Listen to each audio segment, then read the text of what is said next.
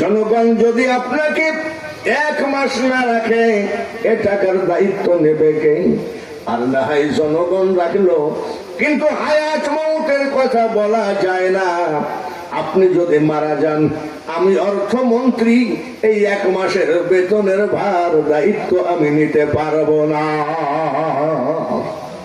ইতি অর্থমন্ত্রী চিঠি চলে গেল রাষ্ট্রপতির কাছে। রাষ্ট্রপতি চিঠি পড়ে আর কান্দে। চিঠি পড়ে আর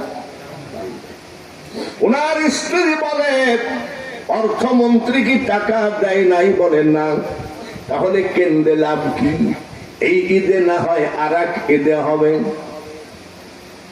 কাঁদছেন কেন? রাষ্ট্রপতি উমর বলে, স্ত্রী রে, অর্থমন্ত্রী টাকা দেয় নাই, যার জন্য আমি কান্দি না। বলে কেন কান্দেন? আমি রাষ্ট্রপতি হয়ে যোগ্য একজন অর্থমন্ত্রী পেয়েছি, যে টাকার ব্যাপারে রাষ্ট্রপতিকেও ক্ষমা, রাষ্ট্রপতিকেও ছাড় দেয় না। সরকারি টাকা রাষ্ট্রপতিকেও সে ছাড় দেয় না। এই আনন্দে আমি কাঁদছি যে আমি একটা অরিজিনাল মনের মতন অর্থমন্ত্রী পেয়েছি। আর আমাদের ব্যাংকের টাকা এক মুরব্বী নিয়েছে 56,000 কোটি টাকা। সে মুরব্বী এখন জেলখানায় আছে। দাড়ি শেষে পলাচ্ছিল। আল্লাহ কই, কই যাবি তুই?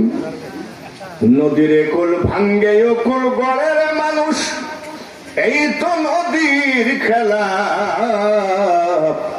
সকাল বেলার বাদশারে তুই ফকির সন্ধ্যা বেলা। যার হাতে যতটুকু ক্ষমতা আছে কোরআনের আইন মতো পরিচালনা করো, তোমার জন্য কবর, জাহান্নামের, জান্নাতের রাস্তা পরিষ্কার হয়ে যাবে। ভাইয়েরা আমার, পর্দার আড়ালে মা বোনেরা খেয়াল করে শোনেন, রাষ্ট্রপতির কাজ কি? রাষ্ট্রের হিসাব নিকাশ করা, রাষ্ট্রের পাই টু পাই হিসাব নিকাশ রাখা। যদি কোন ঠিক কিনা?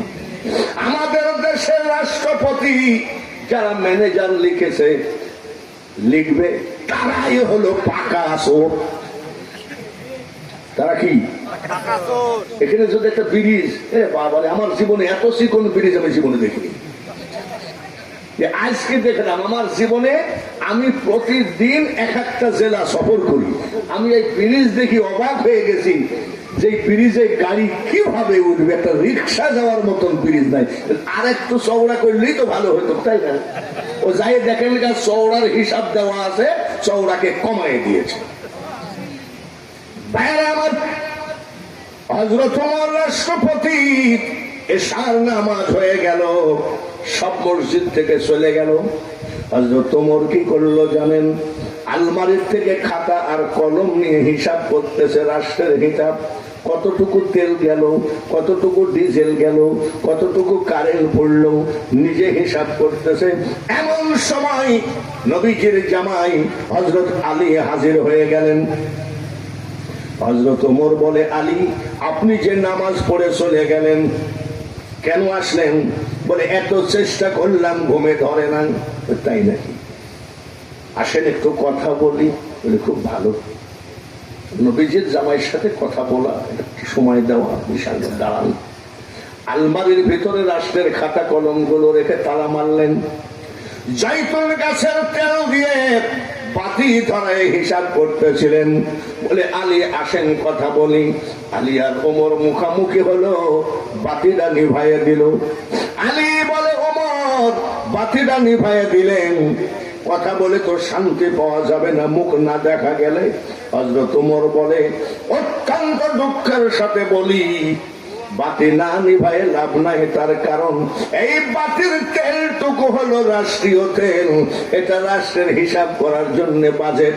আপনার আমার ব্যক্তিগত কথা বলার জন্য সরকারের তহবিল থেকে কোনো তেল বাজেট না। আমাদের সব সেরা, কিন্তু আমরা সেরা না। চোর যেখানে আমরা সেখানে, চুরি যেখানে আমরা সেখানে। মনে রাখো, গোরস্থানের দিকে তাকায় দেখো কত কোটিপতি বুকের উপরে মাটি পড়ে আছে, কত জমিদার ওই গোরস্থানে শোয়া আছে।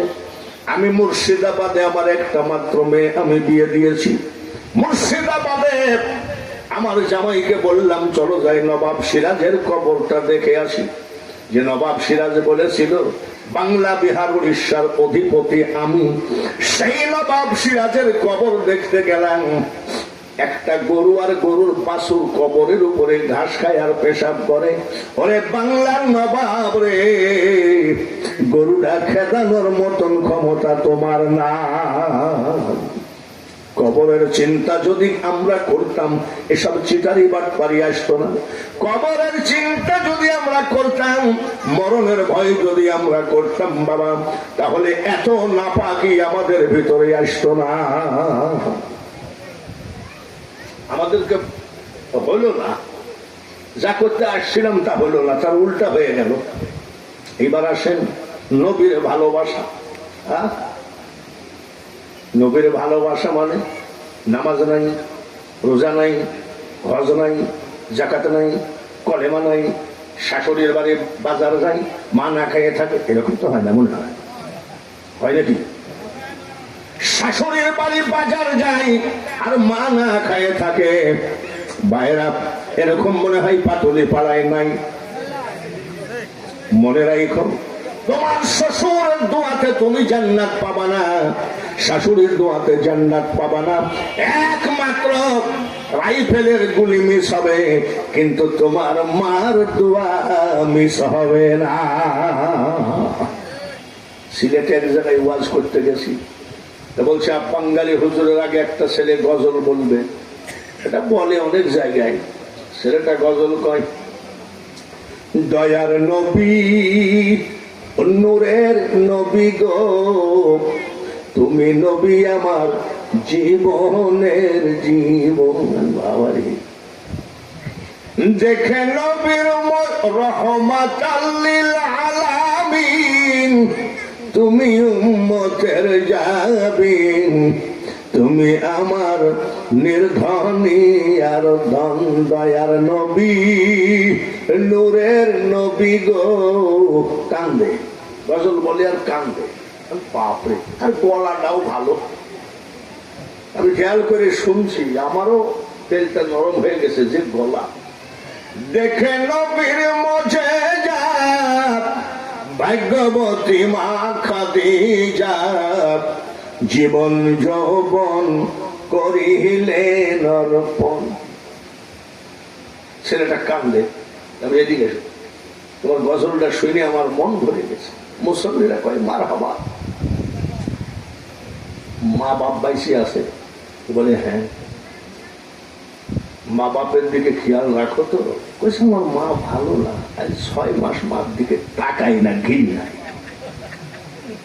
মার দিকে ঘৃণাই তাকাও না, বাবার দিকে ঘৃণাই তাকাও না, আর তুমি দয়ার নবীজির গজল বলো আর কান্দ, এই চোখের পানি আর সে আল্লাহে পৌঁছবে না। হজ করে আসছে, এখন হজ করতে গেলে 7 লক্ষ টাকা। হজ করতে গিয়ে যদি মনের ভিতরে এলোমেলো হয়, আমও গেল সালাও গেল।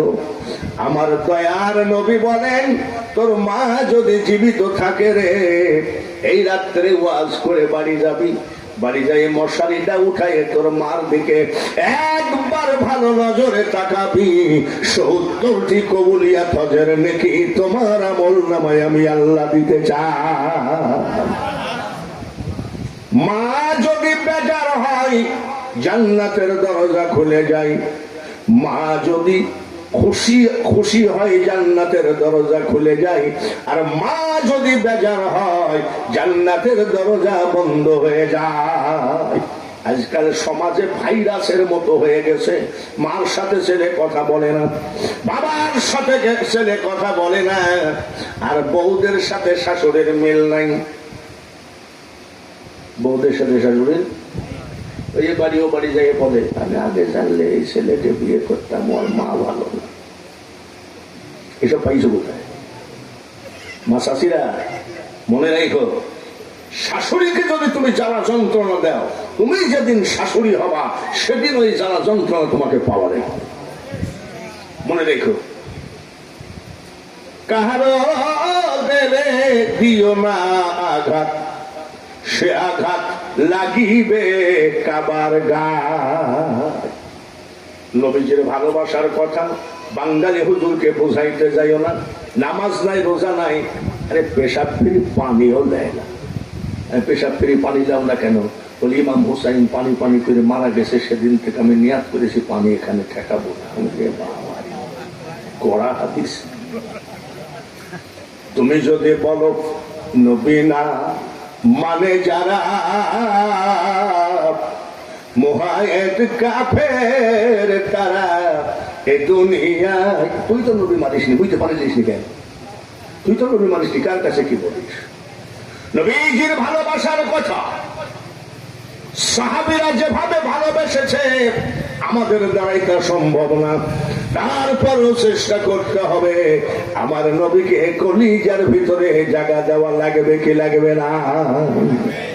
একজন অলির কথা শুনেছেন, জুনায়েদ বাগদাদি, নাম শুনছেন নাকি? জুনায়েদ বাগদাদি ও বিশাল অলি লোক ছিল, সব সময় আমলের উপরে থাকতেন। আমাদের দেশে আমরা পীর যারা আসি তারা তাকায় থাকি, গরু কয়টা আসলো, ওরসে ছাগল কয়টা আসলো, আর ওনার ওই ধান্দা না। ওনার ধান্দা হলো একমাত্র লা ইলাহা ইল্লাল্লাহ। কেমনে অলি হলো? অলি হওয়ার জন্য, অলি হওয়ার জন্য পাহাড়ে জঙ্গলে ঘোরা লাগে। ঘুরেছে অনেক অলিরা।